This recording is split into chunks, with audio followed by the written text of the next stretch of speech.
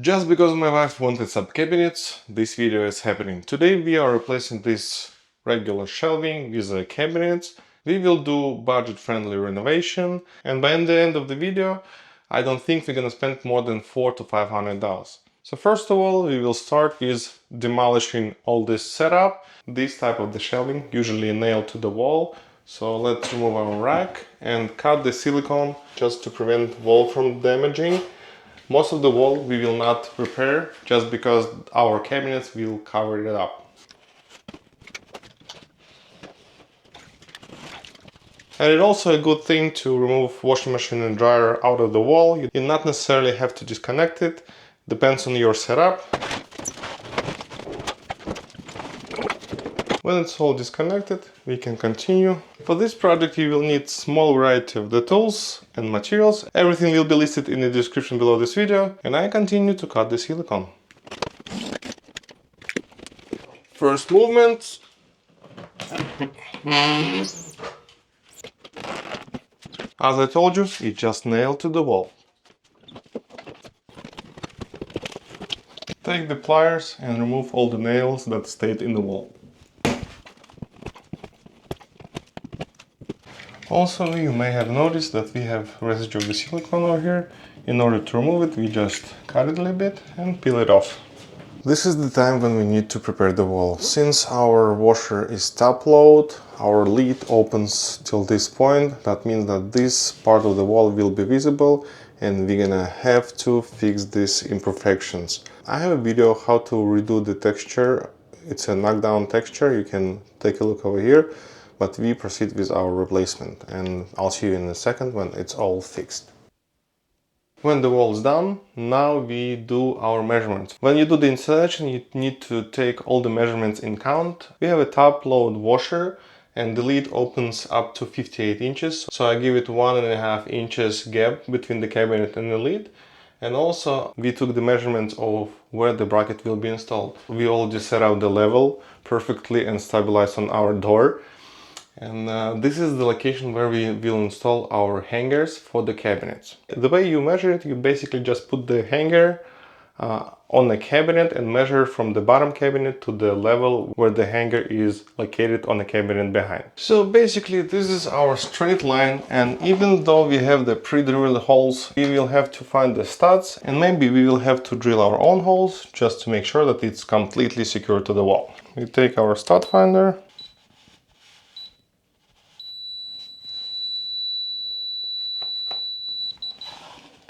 We grab this part here, and in case we got lucky, this center hole is going into the stud. One stud will be more than enough for us. The holes on the center I will put into anchors. On the second cabinet we're probably gonna do something else. This is our center and none of the holes getting into the studs. And over here even our wall is not even, but it doesn't concern me at this point. I'm just more concerned to make it as secure as possible. Alright, I have to improvise and I definitely want at least one screw go into the stud and it will be the center one. I also had to cut one edge so I would be able to move it a little bit off the center and in order to secure the cabinet. And the screw that comes with the set, I don't personally like it. I want to put this one. It's a wood screw. And in order for it to work, because if I will screw it just in, it will split this piece. And we have a special bit that will help us to make this hole bigger and also make the seat for the screw head so it will be flush.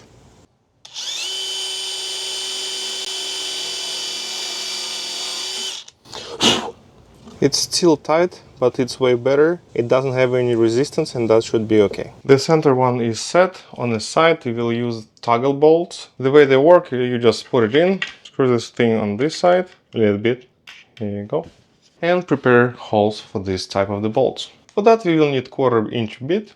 I'll line it with our straight line.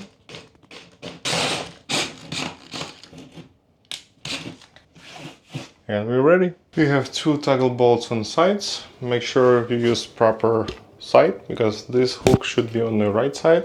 We'll hang the cabinet on top of it. Insert our toggle bolts first till it clicks. Here you go. Start with our main screw.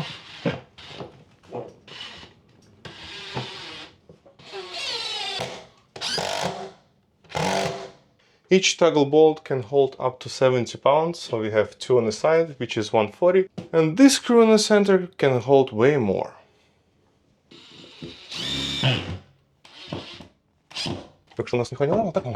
Okay, before we proceed with installation second cabinet hardware, it never hurt to put the first cabinet in to see if our measurements are correct. First one in. With this side, we did not get lucky at all. We don't have any studs aligned with our holes, but there is a tip. With this hardware, I'm gonna do 3 toggle bolts. I install it at the desired location, and after the cabinet is gonna be put in, there is a horizontal wood on the cabinet that we will screw from this side to the stud.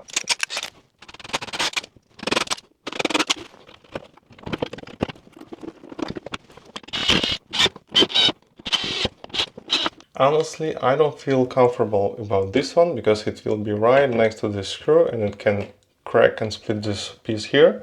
So we will use just this mark.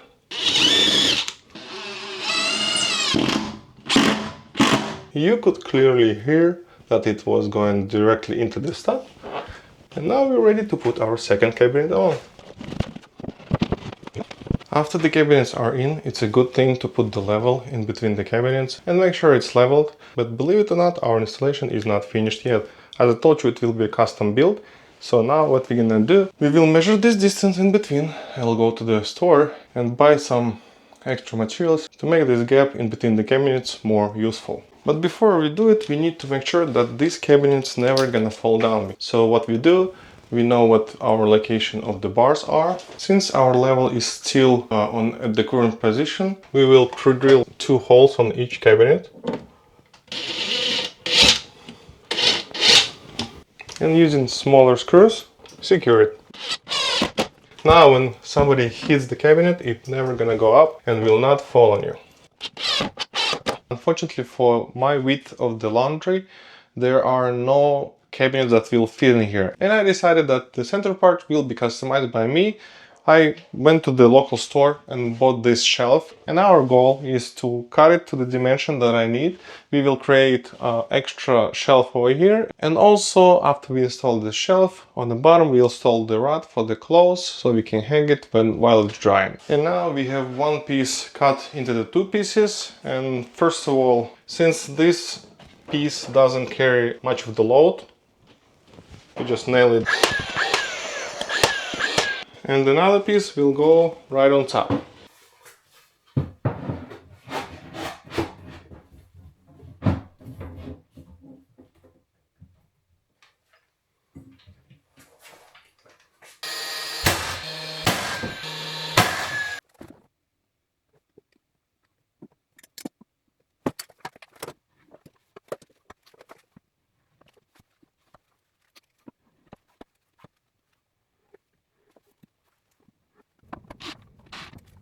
And this is my way how to upgrade standard shelving in your laundry to the cabinet setup. I'm not considering this project to be finished. I will probably add one more shelf a little bit higher, probably somewhere here, but that will be determined later. I hope this video helped you. Once again, all the tools and materials will be listed in the description below this video. Thanks for watching. See you in the next one.